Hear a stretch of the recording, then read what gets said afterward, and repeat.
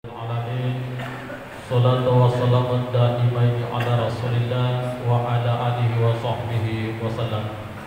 Bapak Ibu jamaah rahimakumullah, hadir selaku penceramah kita pada malam hari ini adalah Bapak Ustaz Dr. Andus Haji Muhammad Yahya. Dan hormat disilakan.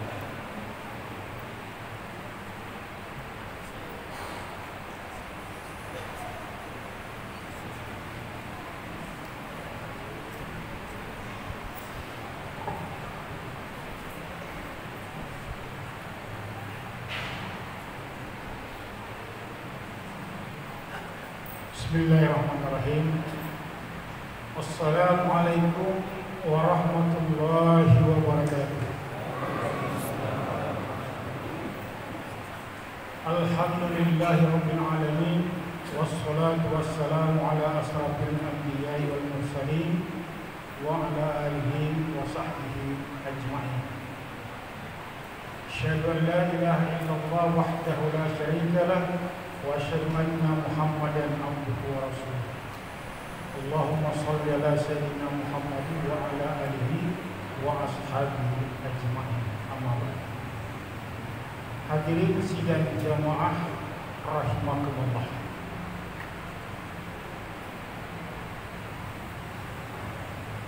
Manusia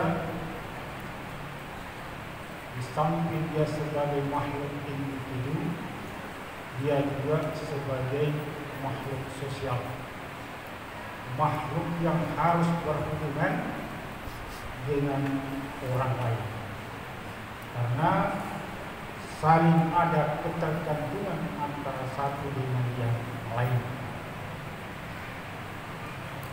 Oleh karena itu, hubungan sosialnya ini perlu ada etikanya. Dan Islam telah mengatur itu. Salah satu penyebab di kalangan intern umat Islam terjadinya berbagai macam perpecahan intern umat Islam adalah karena etika pergaulan yang telah diatur dalam Islam tidak diterapkan dalam kehidupannya.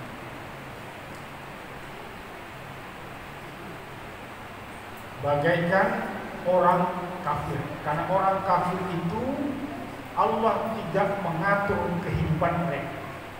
Mereka bebas melakukan apa saja, tidak diatur oleh Allah Subhanahu wa Ta'ala. Yang diatur adalah orang yang telah menyatakan dirinya sebagai Islam, maka dia harus siap untuk diatur oleh Allah Subhanahu wa Ta'ala segala aktivitasnya, mulai bangun tidur sampai tidur.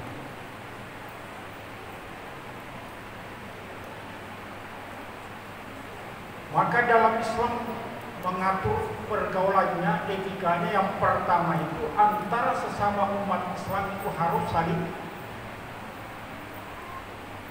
mendoakan, harus saling menyelamatkan. Dalam hadis Rasulullah Sallallahu Alaihi Wasallam riwayat Imam Bukhari, ada seorang sahabat bertanya kepada Rasulullah Sallallahu Alaihi Wasallam, bagaimanakah Islam yang terbaik itu? Kata Rasulullah menjawab, memberi makan dan membacakan salam kepada orang yang kau kenal maupun orang yang tidak kau kenal. Dalam Islam sudah ada petunjuknya. Memberi salam itu wajib dijawab oleh orang yang menerima salam. Artinya di sini orang Islam harus saling menyelamatkan, saling mendoakan antara satu dengan yang lain, sehingga tidak boleh ada sikap dan perilaku, ucapan dan tindakan yang akan menyebabkan terdukanya hati perasaan orang lain.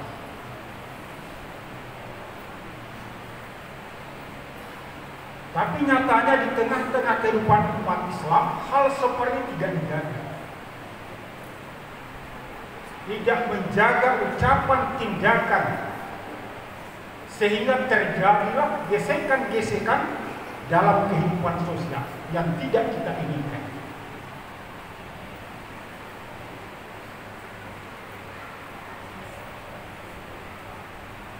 Oleh karena itu, dalam Islam, dalam sebuah hadis Rasulullah menyatakan, kita dicaci maki saja, kata Rasul, jangan dibalas caci maki orang. Biarkan dia sendiri yang akan bertanggung jawab di hadapan Allah Subhanahu wa Ta'ala.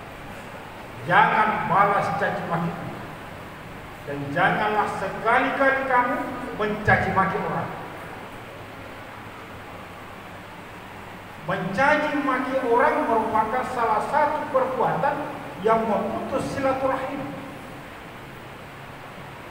Orang yang memutus tali silaturahim diancam oleh Allah Subhanahu wa Ta'ala tidak akan diberi rahmat oleh Allah Subhanahu wa Ta'ala.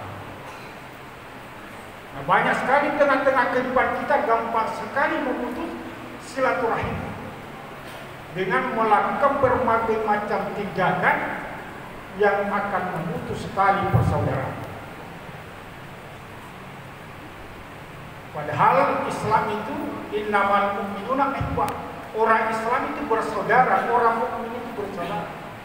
Gambaran persaudaraannya adalah bagaikan satu tubuh, antara satu dengan yang lain anggota tubuhnya. Ketika ada yang merasakan sakit, maka pasti anggota tubuh yang lain merasakan sakit. Hal seperti ini sudah tidak nampak di tengah kehidupan kita sebagai seorang. Begitu mudah dia mencaci maki orang tanpa alasan. Baik orang yang berpendidikan maupun tidak. Bahkan sering kita melihat di dalam media sosial orang-orang intelek yang melakukan itu. Sehingga saya mengatakan cerdik pandai ini terkadang dia memberi contoh yang tidak baik kepada masyarakat. Mestinya mereka orang terdidik harus memberi teladan bagaimana berkata yang benar sebagai seorang terpelajar, sebagai ulama. Tapi di antara ulama sendiri yang mengatakan dirinya paham agama, saling mencaci maki, saling memfitnah, saling menyerang. Lalu bagaimana Islam bisa bersatu? Rasulullah Sallallahu Alaihi Wasallam saja ketika didatangi seorang petani membawakan kurma, Rasulullah, kemudian Rasulullah memakainya dengan nikmat tanpa mempersilahkan sahabat turut menikmati. Sehingga sahabat heran, barusan Rasulullah mendapat rezeki dan tidak mempersilahkan para sahabat untuk menikmati anggur yang diberikan oleh petani. Sahabat tidak tahu apa alasan Nabi tidak melakukan itu. Ternyata setelah pergi petani ini, dan Rasulullah sudah paham sahabat pasti akan bertanya bahwa anggur yang dibawa oleh petani tersebut kecut rasanya, sehingga saya tidak mempersilahkan para sahabat untuk ikut mencicipinya. Saya khawatir ketika Anda terlibat memakainya, mengungkap perasaannya bahwa anggur ini anggur yang tidak enak, sehingga akan melukai perasaan si petani yang sudah begitu gembira membawakan saya. Begitu tinggi nilai menjaga perasaan orang oleh Rasulullah SAW. Hal yang seperti itu saja tidak mau melukai perasaannya petani tersebut. Dan rela menderita menikmati seolah-olah enak anggurnya demi membahagiakan orang lain.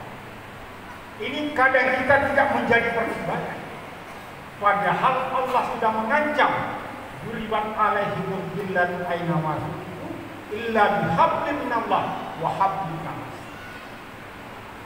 Allah mengatakan akan terhina orang mereka di mana saja mereka berada, kecuali baik hubungannya dengan Allah dan manusia.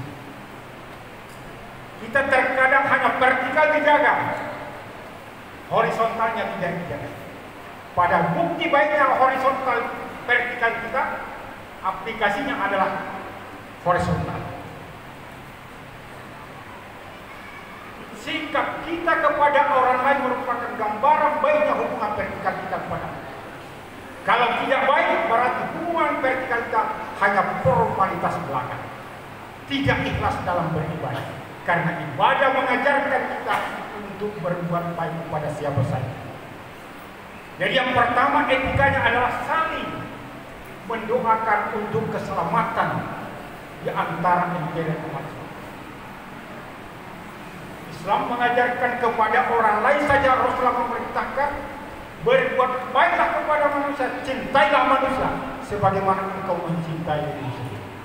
Yang kedua, saling mengingatkan. Watawasau bil haq.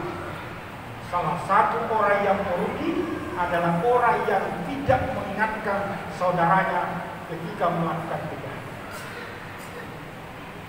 Ketika ada orang datang mau menyogok, mestinya diingatkan, jangan saudara. Ar-rasi wal murtasi, Anda dan saya akan masuk. Hidup hanya berapa hari, abadi di akhirat. Tapi apa yang terjadi rupanya saling mendukung, saling menunjang, saling membantu, saling menolong. Berarti mengundang banyak orang masuk neraka. Tidak melaksanakan watawasau bil haq. Ramai-ramai masuk neraka. Wajib hukumnya watawasau bil haq. Ketika ada di antara kita diberi amanah sebuah proyek, ketika dia mau berbuat salah dalam melaksanakan proyek itu, ingatkan, wahai saudara, jangan dimanipulasi. Jalanan akan jadi rusak di dunia, di akhirat lebih rusak jalanan. Di dunia hanya berapa tahun kita nikmati keuntungan dari proyek ini, di hari kemudian abadi selama-lamanya kita akan menikmati selesai. Watawasau itu etika bergaul. Etika bergaul dengan Allah harus watawasau. Allah sudah nyatakan akan termasuk orang yang merugi yang tidak saling mengingatkan kebenaran antara satu dengan yang lain.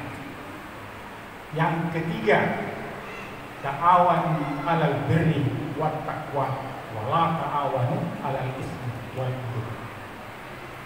Saling membantu, saling tolong-menolong antara sesama. Terkadang kita ada orang yang untuk pertolongan kita tidak. Bahkan terkadang kita yang harus menolong malah kita yang mohon ditolong.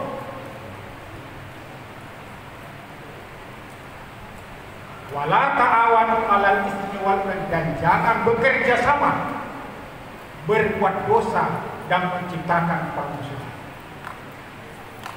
Ini perintah Allah di dalam Al-Quran kepada kita agar senantiasa menyelamatkan.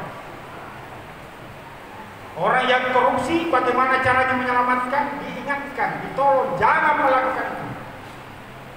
Jangan takut menyampaikan.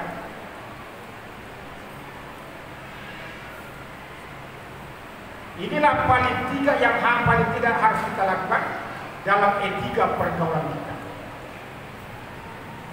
Yang pertama, saling menyelamatkan, saling mendoakan. Yang kedua, watawasau bil haq, saling mengingatkan antara satu yang lain ketika ada yang mau berbuat salah. Yang ketiga, tolong menolong dalam kebajikan dan takwa, dan jangan tolong menolong dalam hal kejahatan yang menciptakan Barakallahu li wa lakum fil Qur'anil azim. Terima kasih atas segala perhatiannya. Mohon maaf atas segala kekurangan.